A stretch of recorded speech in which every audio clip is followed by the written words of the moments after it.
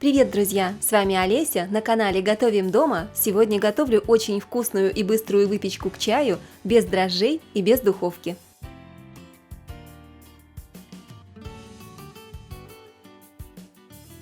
В миску кладу 250 грамм сладкой творожной массы. У меня творожная масса с ванилином. Разбиваю одно яйцо и перемешиваю.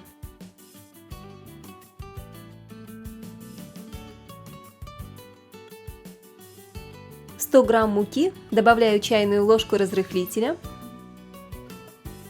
Постепенно просеиваю муку с разрыхлителем в творожную массу и замешиваю мягкое тесто для пирожков. Сахар добавлять не нужно, так как творожная масса достаточно сладкая.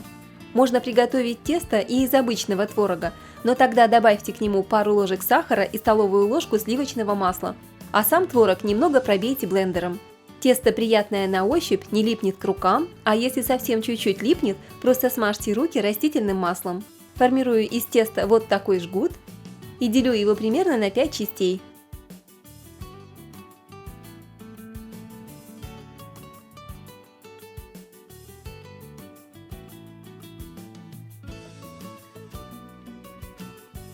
Готовлю начинку. Очищаю яблоки.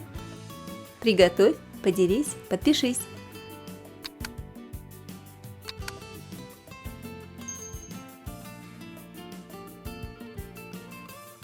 И нарезаю кубиками. Начинки получается много, поэтому если яблоки у вас крупные, для такого количества теста будет достаточно и одного яблока. К яблокам добавляю изюм, чайную ложку ванильного сахара и столовую ложку обычного сахара. Сахар добавляйте по вкусу. И вливаю 2 столовых ложки растопленного сливочного масла для вкуса и аромата. Перемешиваю. Начинка готова. Формирую пирожки и стараюсь хорошо защипать края.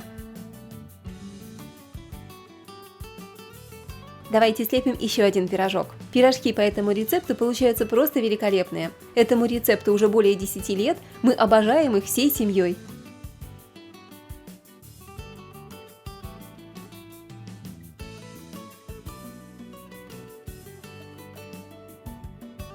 Можно запекать пирожки в духовке, а я буду жарить пирожки на сковородке.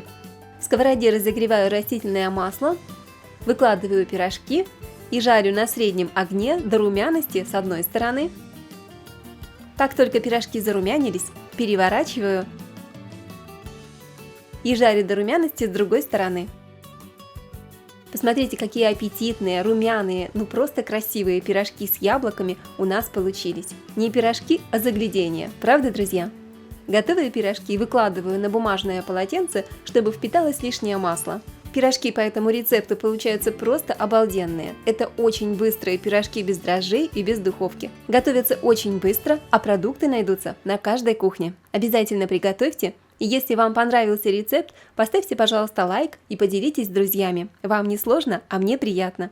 А если напишите пару теплых слов в комментариях, я буду просто счастлива. И не забудьте подписаться на канал Готовим дома, чтобы не пропустить мои новые видео.